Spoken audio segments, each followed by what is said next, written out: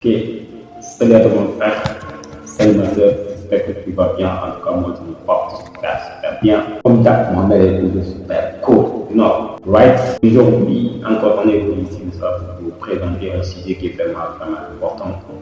Justement, le sujet que je vais dire ici, justement, je vous demande surtout, n'est-ce pas, de rester sur la tête. Parce que ce que je vais dire en premier lieu, ça va choquer.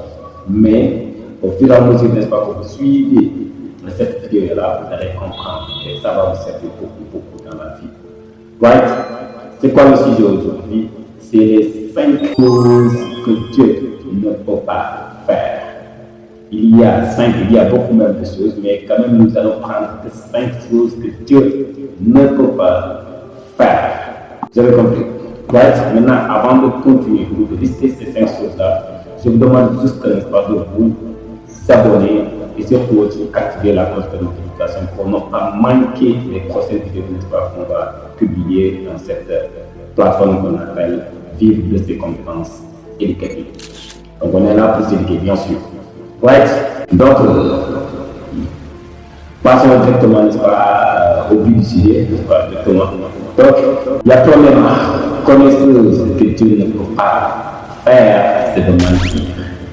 Ça, moi, je pense que tout le monde sait que Dieu ne m'a jamais appris. Je pense que là, depuis que vous êtes né, depuis que je suis né, je n'ai jamais entendu que Dieu, n'est-ce pas, a menti, a fait ceci, a fait cela. Non. Justement, ça, il ne fait jamais de la vie. Parce qu'il est juste. Voilà.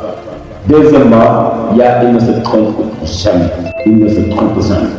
Ne pensez pas que votre situation, au moment où vous êtes en train de souffrir, ou encore si vous êtes un milliardaire, ou encore un millionnaire, ou encore si vous êtes parmi les plus démunis, ne pensez pas que ça vient de Dieu, ou encore, je ne sais pas, c'est l'erreur de Dieu. Non. Il ne s'est pas trompé, n'est-ce pas, de votre situation. Jamais. C'est justement, il faut revoir les choses. Quand ça va mal, bien ça va, comment dirais-je, ça va pas. Donc il faut se poser la question, qu'est-ce que j'ai fait? Parce que l'erreur ne vient pas de Dieu. Il ne s'est pas trompé, n'est-ce pas, de votre situation actuelle. C'est justement, c'est votre acte, c'est vos actions qui ont produit, n'est-ce pas, de ce résultat-là que vous avez actuellement. Vous avez vu.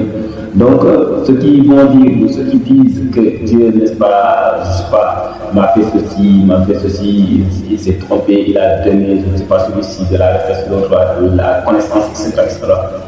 Bon, il y a des exceptions, mais ce qui est convenu, que ce que vous avez, parce qu'en venant sur cette terre-là, on vient avec un réservoir vide, tu vois.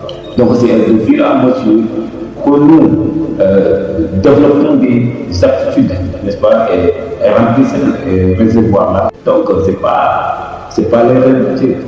Donc, si vous êtes actuellement sur cette situation-là, sachez que c'est votre faute. Vous direz plutôt, c'est vos résultats, c'est vos actions qui ont produit ces résultats-là. Voilà.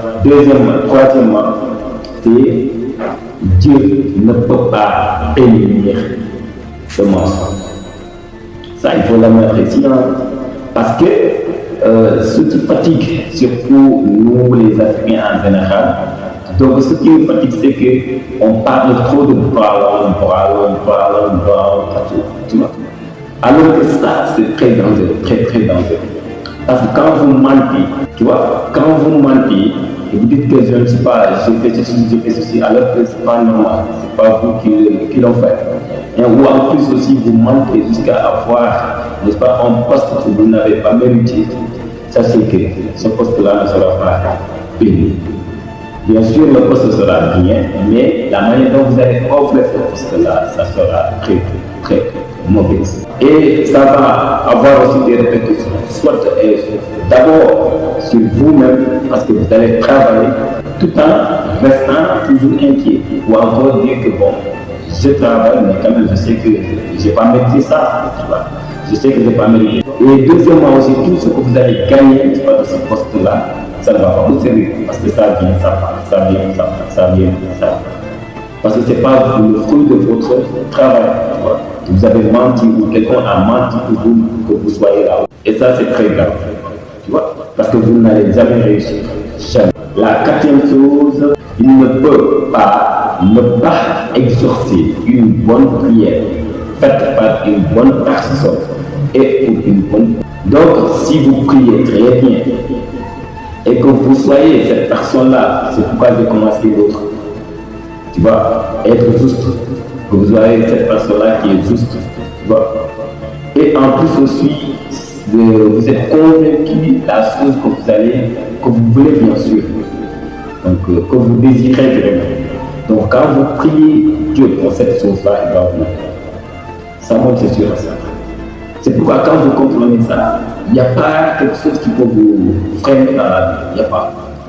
C'est juste qu'il faut être comme ça, juste, simplement ça. Être juste et savoir ce que l'on veut. Ensuite, demandez Dieu. Lui, il est là. Parce que souvent même ceux qui ont appris bien sûr le Coran ou la Bible. Donc souvent Dieu, si c'est dans le Coran, il dit qu'il sera, n'est-ce pas, comment dire, c'est facile pour quelqu'un qui ne le demande pas. C'est pourquoi il est nécessaire, important, n'est-ce pas, de toujours demander Dieu. Parce qu'il est là pour ça. Ouais. Donc, ça, c'est vraiment juste qu'il faut savoir. Prier, bien sûr, quand on parle de bonne prière, c'est pas prier, je vois quelque chose de prier. Non. Il faut respecter d'abord si vous êtes un musulman, respecter les 5 prières correctement. Et ensuite, au-delà de ces 5 prières-là, augmenter des prières sur le gâteau. Et dans ces prières-là, demandez Dieu ce que vous voulez, avec une bonne concentration. Vous allez voir, la chose va se concrétiser. Right? Donc, et enfin, nous avons le cinquième. Le cinquième, c'est que Dieu ne peut pas aider quelqu'un qui n'a pas de temps. Dieu ne peut pas aider quelqu'un qui n'a pas de temps. Si vous n'avez pas de temps, je suis désolé, hein? Donc, vous n'avez pas ce que vous voulez, bien sûr.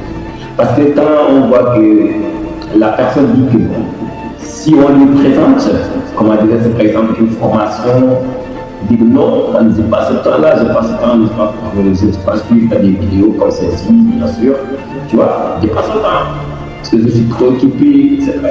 Alors que c'est ça qui va avoir de la richesse, c'est ça, tu vois. Donc, il faut avoir ce temps-là d'abord. Et en plus aussi, si vous lui demandez, il faut dire, la lecture c'est vraiment bien, c'est super. Non, moi je n'ai pas le temps.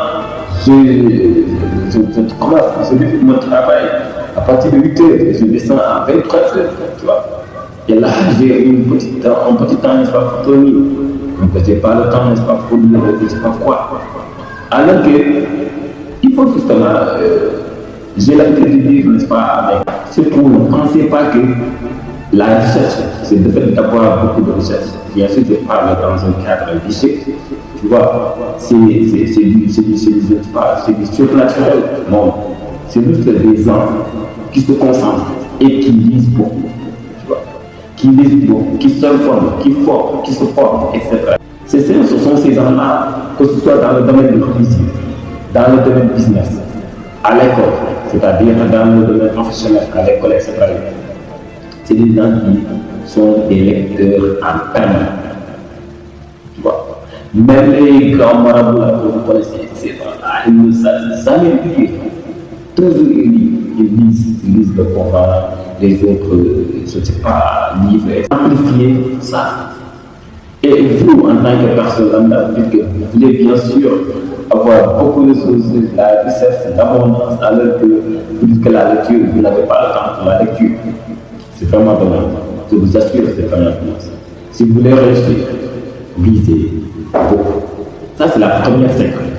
Et l'autre, là, mon montre virtuel, comme on peut dire, coach Simone Drague, il disait souvent, toujours, que les gens ne savent pas que la pire maladie de tous les temps, c'est que quelqu'un qui ne veut pas lire, ou bien qui ne lit pas.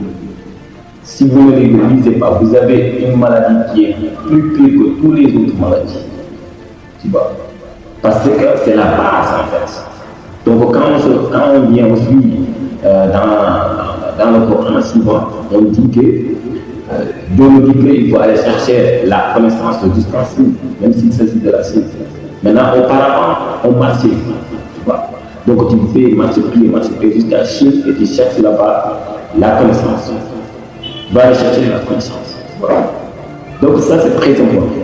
Et comme vous le savez aussi, parce que souvent, je suis musulman, c'est pourquoi je me réfère toujours à la religion musulmane. Donc, la première parole aussi qui a été donnée par notre prophète Mohammed, c'est que lui, c'est lui, justement, c'est la première parole. Maintenant, vous dites que moi, je n'ai pas la lecture. C'est vraiment dommage.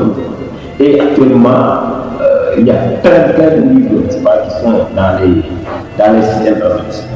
D'autres sont gratuitement, d'autres c'est juste 1 000 francs, 2 000, 3 000, 4 000, vous avez les livres. Et vous lisez. Il faut se sacrifier, il faut se sacrifier. À la passage, au passage, je salue bien sûr à